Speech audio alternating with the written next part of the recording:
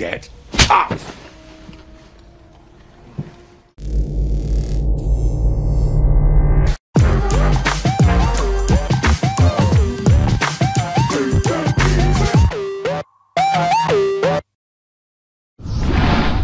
Dibuka dengan menampilkan suasana kota Whitechapel, London pada tahun 1888, di mana pada masa itu London masih dipenuhi dengan prostitusi dan premanisme di jalanan.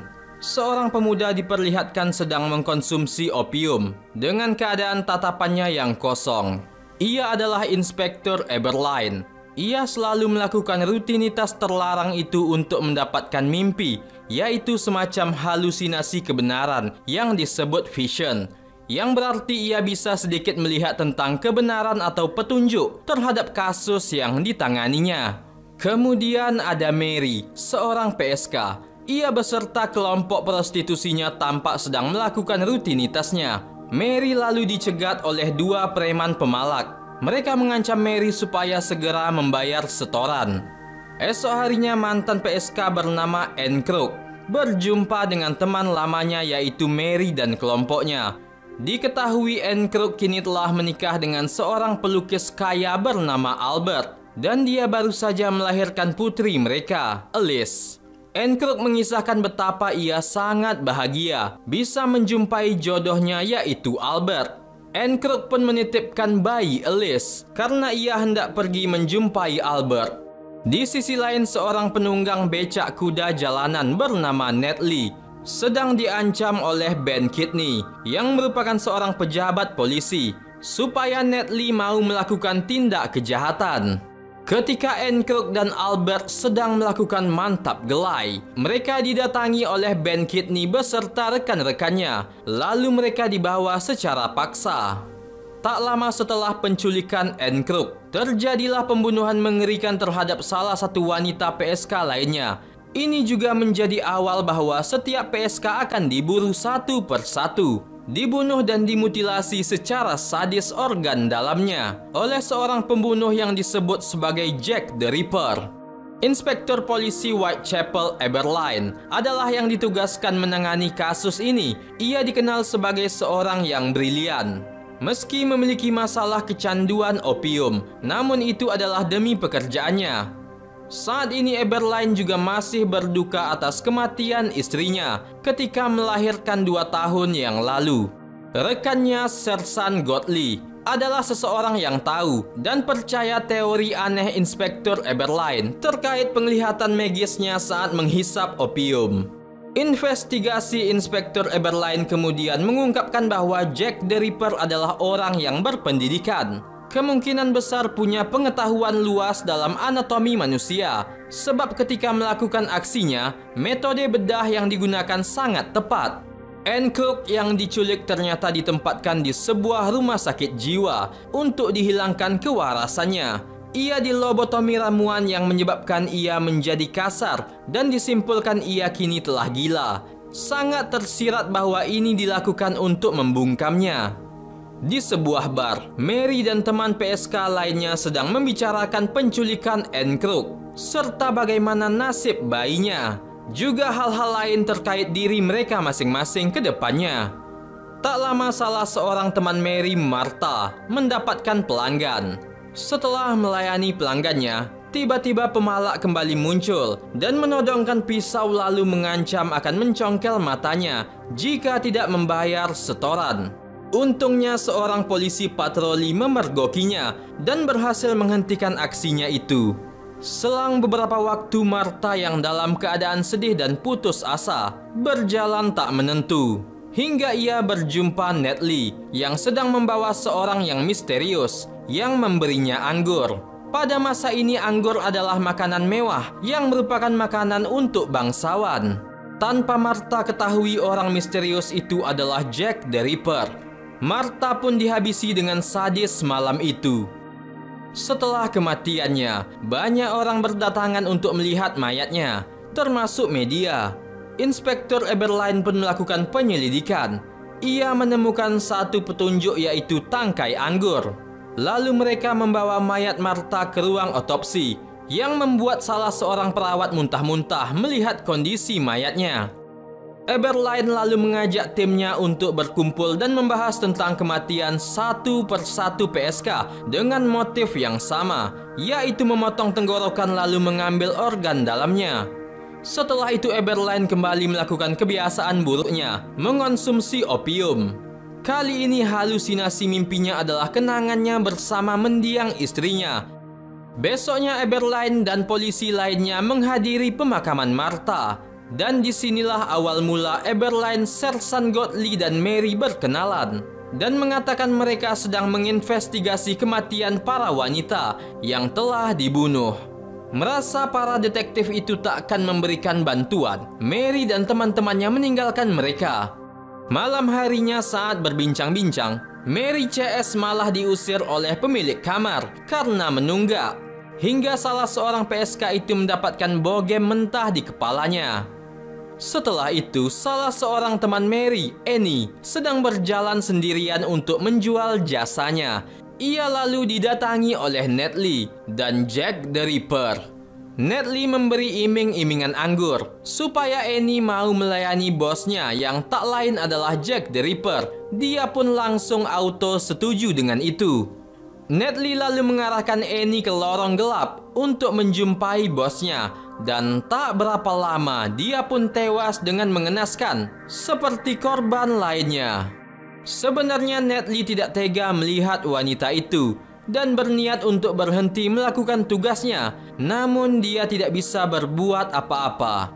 Setelah kejadian itu, Eberlein kembali mendatangi mayat itu dan memeriksanya. Ia kembali menemukan tangkai anggur di sekitar tubuh mayat dan menyimpulkan bahwa anggur itu digunakan agar korban percaya dengan tawaran pelaku. Eberlein juga menyimpulkan bahwa ini adalah pembunuhan bukan demi mendapatkan keuntungan, melainkan untuk sebuah ritual. Eberlein pun menutup mata mayat Annie dengan 2 buah koin emas. Ia percaya jika melakukan itu arwah Annie tidak akan gentayangan. Scene pindah di sebuah rumah sakit di London. Di sana sedang dipertunjukkan sebuah fenomena medis yang unik, di mana ada seseorang yang pernah dirawat di rumah sakit itu, yang kini telah dibuat menjadi orang yang kelihatan berbeda. Tidak bisa dijelaskan rupanya, lebih seperti alien yang membuat orang-orang kagum dan sebagian lainnya jijik. Pada masa ini sepertinya banyak dilakukan percobaan medis yang aneh-aneh. Eberlein lalu mencari seorang dokter ahli bedah untuk membantunya memecahkan kasus pembunuhan itu. Lalu dia bertemu dengan Dr. Farrell yang merupakan dokter bedah terbaik di London. Tapi di sini Dr. Farrell menolak membantu. Inspektur Eberlein pun bertemu dengan Dr. William, dokter senior yang baik hati, mau membantunya. Ia merupakan dokter untuk keluarga kerajaan Inggris. Eberlein lalu berkonsultasi dengan Dr. William tentang Jack the Ripper dengan memanfaatkan pengalaman dan pengetahuannya tentang kedokteran. Selama pertemuan ini, terungkap juga Eberlein sedang berjuang melawan kecanduan opiumnya. Selang cerita berlanjut. Dari informasi yang didapatnya dari Dr. William, ditambah dengan atasannya yang banyak menghalangi penyelidikan, Inspektur Eberlein pun menyimpulkan bahwa kejahatan ini adalah konspirasi yang lebih gelap dan lebih terorganisir daripada yang ia pikirkan. Eberlein dan Mary juga diperlihatkan semakin dekat hingga mereka saling jatuh cinta. Di siang itu Eberlein banyak bertanya tentang Anne Crook pada Mary dan usut punya usut. Ternyata Albert, suami Anne Crook, bukanlah seorang pelukis. Ia merupakan seorang pangeran. Kemudian Eberlein menyimpulkan bahwa pengaruh Freemason hadir dalam pembunuhan tersebut. Dan pelakunya adalah seorang dari Freemason yang terhubung dengan kerajaan Inggris. Namun ia mengalami kesulitan ketika atasannya juga merupakan seorang Freemason berpangkat tinggi. Atasannya ini kemudian menentang metode Eberlein dan menghentikannya dari kasus itu. Setelah itu Eberlein tetap bertahan dan melakukan penyelidikan rahasia bersama Godley hingga ketangkasan analisanya dan dengan penglihatan-penglihatannya saat menghisap opium, kemudian membuatnya menemukan pelakunya. Malam itu ia menjumpai sang pelaku, yang tak lain ternyata adalah Dr. William. Ternyata Ratu Inggrislah yang memerintahkan Dr. William untuk melenyapkan semua wanita itu. Sebab para wanita ini hadir dalam pernikahan Anne Crook dan Pangeran Albert. Seorang pangeran kerajaan menikahi seorang PSK, tentu itu adalah aib besar bagi kerajaan. Namun naasnya Dr. William selain bergerak atas perintah Ratu dan Freemason, dia juga mempunyai motifnya sendiri.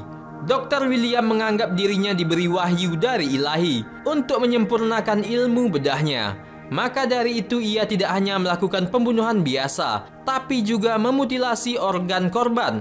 Ia berharap dapat melampaui Freemason dan membuat era baru bagi dunia di abad ke-20. Saat Eberlein hendak menembak Dr. William, dia malah disingkirkan oleh Ben Kidney yang ternyata juga merupakan anggota Freemason. Freemason mencoba melenyapkan Eberlein tanpa meninggalkan saksi. Tetapi untungnya Eberlein melawan dan berhasil mengalahkan Ben Kidney beserta Dr. Farrell yang hendak menyuntikkan ramuan gila padanya.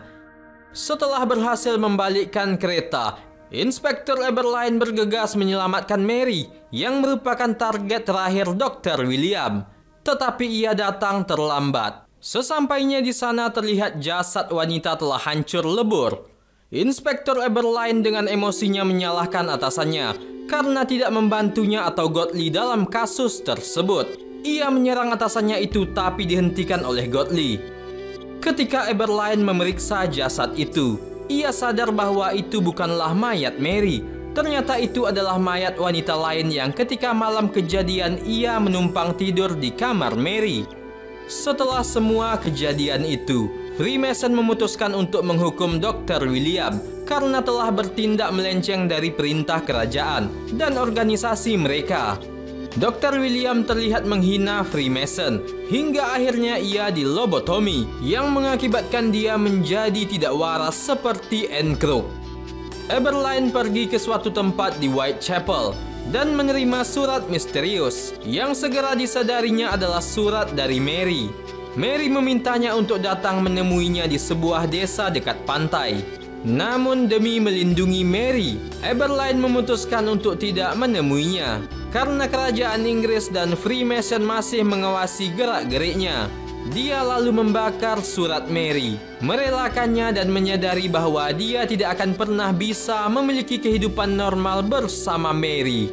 Beberapa tahun berselang, di suatu malam Sersan Godley kemudian menemukan Eberlein meninggal karena overdosis opium. Ia lalu meletakkan 2 koin emas di atas mata Eberlein dan menangisi sang inspektur. Mary kini telah hidup tenang. Ternyata di desa itu ia tinggal bersama putri Anne Crook, Alice. Semuanya sama dengan penglihatan Eberlein dulu. Dan film pun tamat. Good night, sweet prince. Engkau kini bukanlah untukku, sungguh ku tahu ingin ku telah jauh. Cukup sudah kau lupakanlah masa-masa itu, saat dulu aku di hatimu.